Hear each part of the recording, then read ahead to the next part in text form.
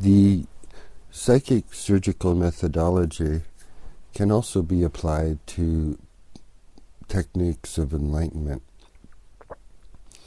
The master, our teacher, will be able to train the student in methods of helping others to attain their enlightenment as well. Therefore, in these procedures, the student is actually learning to become the teacher. It's a process that is eternal and part of the entire teaching and learning process. Therefore, the student has to sort of remember everything so they can reverse engineer their training as they train others when they become the master teachers. And the apprentice is also in a position to be able to improve upon the methods and to document particular methods and take different procedures into different directions. So there's a lot of opportunity for the apprentice to investigate different ways in which they are going to become masters in the particular skill sets they were going to want to pursue to become the masters. In the idea or the procedure for learning to become a master, the apprentice will go through a series of mental or intellectual challenges which are based on the learning curve of the student or apprentice, and these challenges present the student with a particular set of problems which have to be solved. And the set of problems are particular to the training they are in, and the teacher needs to be able to take them through the set without much distraction. So this is not a easy type of task to do in say online or such, because it requires a particular concentration and guidance by the teacher in these methods. Knowing the student is part of the teacher's responsibility, and learning about the student through their own abilities is some of the first things they need to do when encountering and accepting a student in this process. The master will, of course, have an ongoing relationship with the student that will develop from the moment they begin, and may have began or before that through other contact. The intention of the relationship is most important as it starts, so that the intention to fulfill a particular goal or mission is the first part when undertaking one of these exercises. And some of the initial exercises of a psychic surgeon have nothing to do with surgery or the body, and are more of a particular form of learning or education which has to occur in any discipline in order that the apprentice learn what needs to be done in order to accomplish what they want. Therefore, the teacher and the apprentice have to agree upon a schedule that allows this type of progress to occur. The apprentice's knowledge base needs to be increased if the apprentice is going to become a master in a certain amount of time that is usually has to be condensed because of other reasons. So the apprentice would have to, as well as the make plans to have an intensive type of training, as well as the teacher would also, or the master. So retreats and such are ideal situations for an orderly form of unfoldment of ability. The knowledge base that the student needs to obtain can be obtained partially through books and explanations of the entire process, such as reading descriptions such as this description of the process.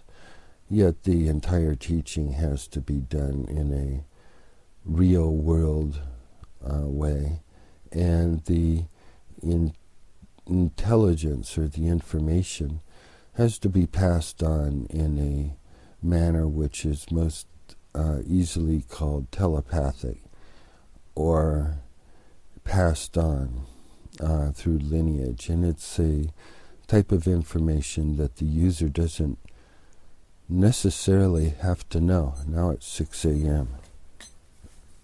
in the morning.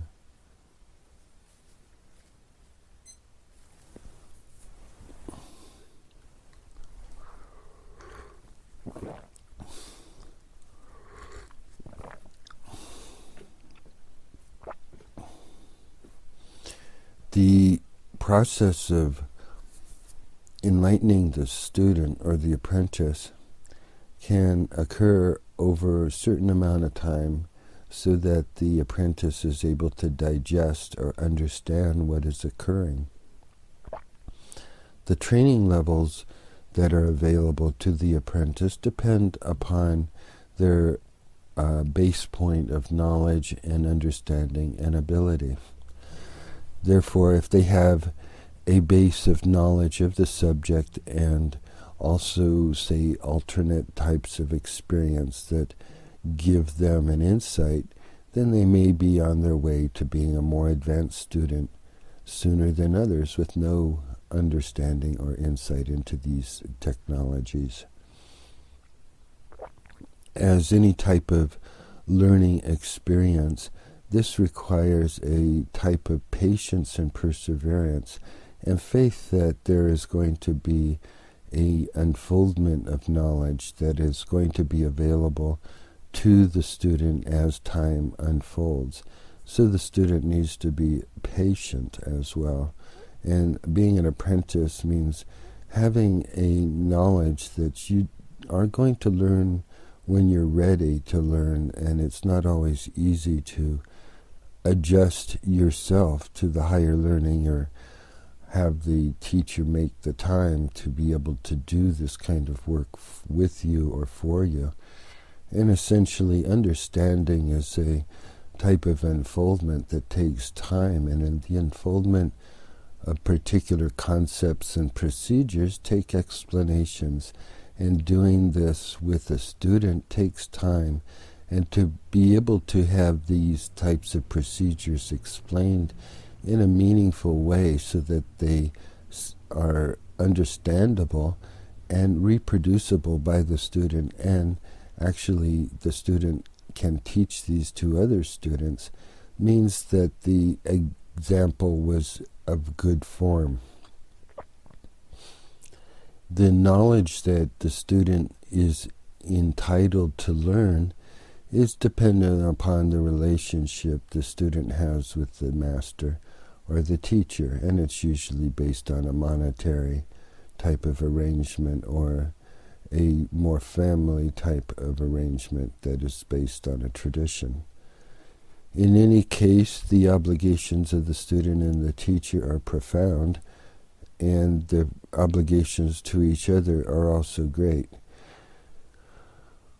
In the unfoldment of the student's abilities, the student has to be able to prepare their mind for a body of knowledge that exceeds their present body of knowledge.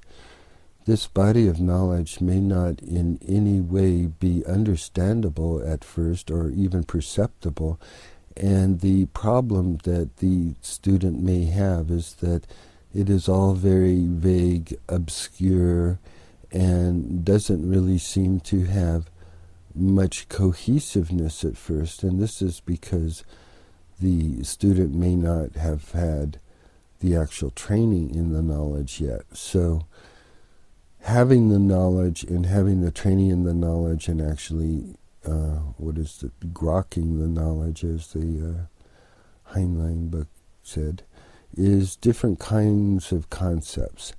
And the understanding of these particular procedures is part of a legacy and part of a tradition that allows the student to be able to use this knowledge in their life and to pass this knowledge on as it is intended to be. This knowledge is a shared knowledge, and it is shared between people and between spirits throughout time. This knowledge extends beyond our own world, and it is a type of knowledge of life and existence and being. The student has a particular need to be curious in order to be able to unfold other talents that a teacher may not have readily available to teach. Like if they are in pursuit of a particular healing skill or a knowledge set, they have to chance out and find that information themselves. Because in most cases, because of our experience as individuals, we may be masters at one or other things, but we can't be masters at it all. And until there is another conference of masters of healing, then there can be no real agreement and no broad perspective of this entire potential field of study. In ancient times, the best scholars in the Vedic world gathered in the construction or writing of books and setting up of schools of healing. And indeed, that needs to be returned to with the forms of Lightbody healing, which are practiced in various forms, yet the true arts have been neglected or forgotten or lost. And lost is probably the problem here, because the literature is not especially full of instances of this type of technology. And it may be possible that it was isolated and lost in a particular strata of space and time. The uncovering of knowledge in this database, in this stratabase, has a particular implication for the furthering of knowledge in our time, because the transmission of knowledge can occur over the centuries and over thousands of years, as is possible and being demonstrated. The connection to be able to learn from others is the connection of the teacher or the master and the apprentice or the student. So these types of relationships are such that it allows the student to be able to access a teaching and database that extends through time. And as they are able to learn these other techniques, they're able to extend themselves through space and time as well. And their consciousness becomes part of the continuum, and they have knowledge at their ready at all times, dependent upon the connections and associations and alliances they make for the particular types of knowledge they are in pursuit of.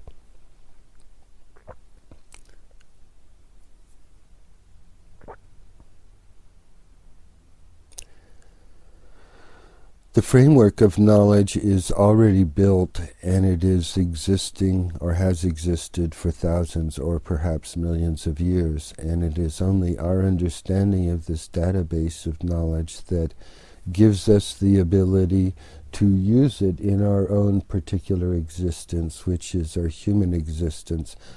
And in our existence as humans, we have the ability to use our body to generate forces, light forces, from our body and from our auric emanations from the aura and the energy body that is produced by the living body or is associated with the living body, and therefore it is possible to establish the energy fields or the energy portals necessary to create the healing environment that makes possible the faith or miraculous healings. Therefore, the training of the apprentice involves the training of the apprentice's body, their mind, their emotion, their spirit, their soul. It is entirely an entire process for the apprentice, because they are entirely immersed in the entire experience of becoming a light body being, and associating their being with their physical being is the challenge. And being able to take the time to be light body aware means that the person cares about their influence in the spirit realm as well as their physical presence. Given that, they do have certain obligations to be nice bodies, nice spirit bodies, nice light bodies, and not to cause mischief out there. And to be careful out there as well, because it is a big world.